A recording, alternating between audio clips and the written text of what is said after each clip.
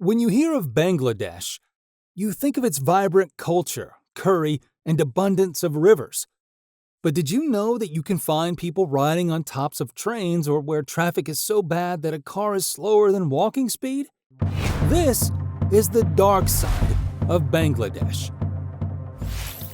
Before it was established as its own independent country, the region was called Bengal and had numerous independent principalities that flourished in the region.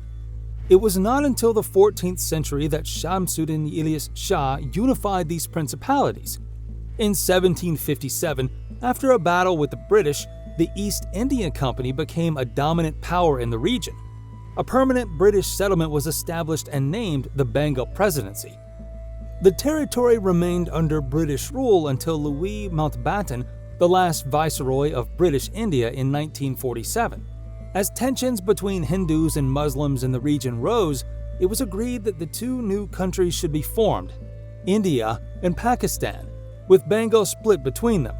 Assisted by the Indian Army, Pakistani defenses surrendered in 1971 to give Bangladesh its independence. The country was established with Mujib as its first prime minister in January 1972. In terms of its economic aspect, the country has been growing at a steady and impressive pace within the last 5 years. Its GDP in 2022 is $39.7 billion and the GDP per capita is $2,729. Despite the country's increasing development, there's one fundamental problem that still needs to be addressed: transportation. Don't ride the trains in Bangladesh if you're not up for an adventure, because the country has one of the most crowded trains in the world. If you think your morning train ride to the office is bad, you should see what the people of Bangladesh have to deal with. You'll find thousands of people riding on tops of the trains, clinging to the sides, or sitting in front of the train.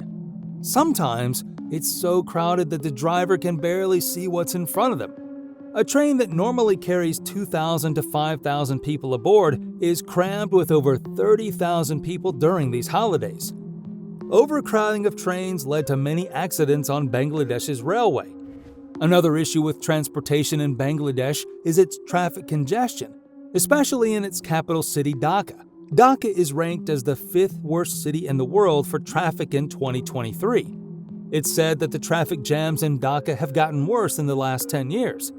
The average speed of cars has decreased from 21 kilometers per hour to just 7 kilometers per hour, a speed similar to walking.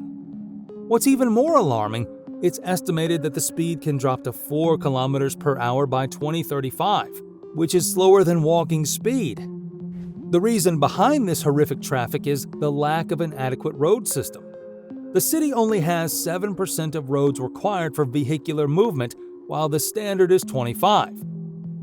Many don't know, but Bangladesh has some of the lowest body mass index averages for adolescents, being only 20.4.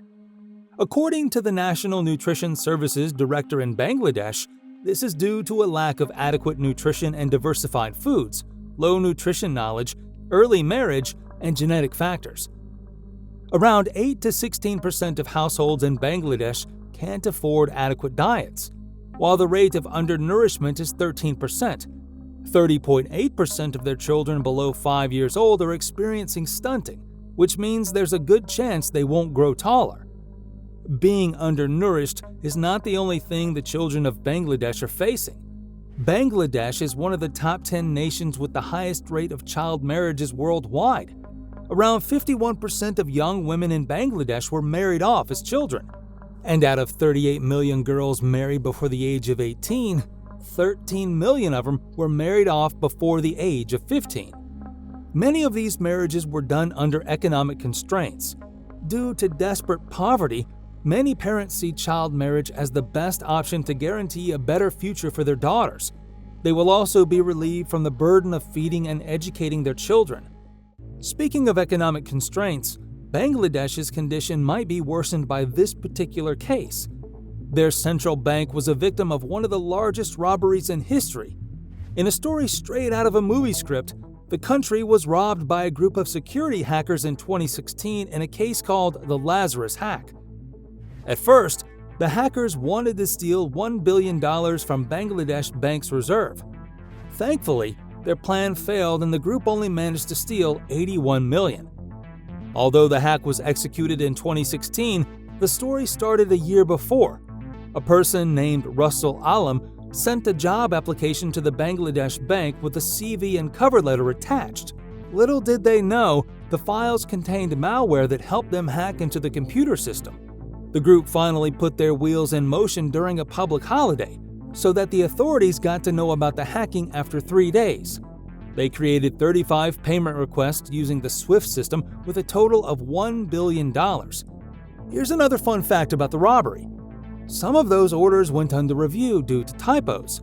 That's why the hackers only got $81 million instead of their intended $1 billion. Had the typos not happened, they might have gotten away with the whole lot.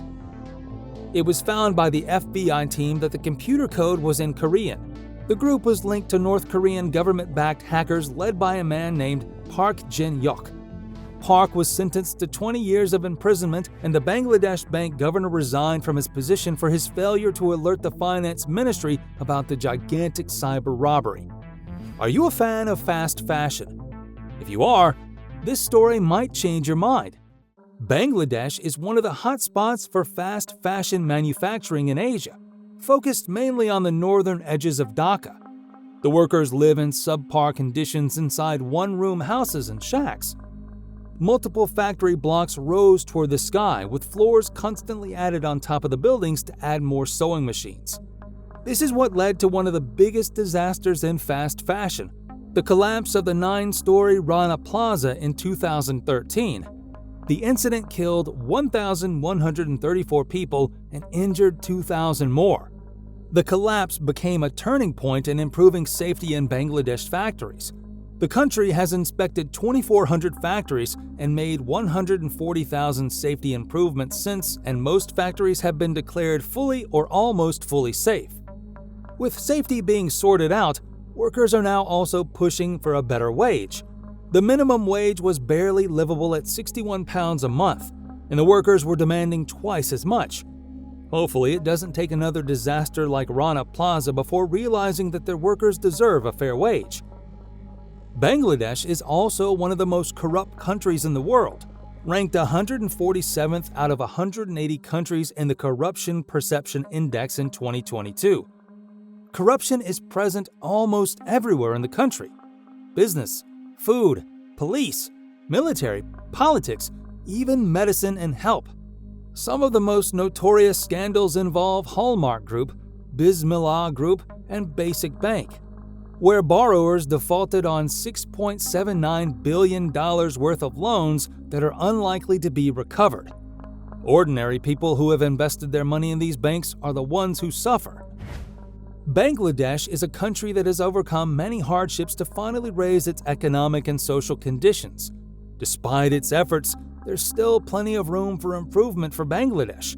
Let's hope it can finally graduate from the UN's least developed country status and catch up with other Asian nations soon.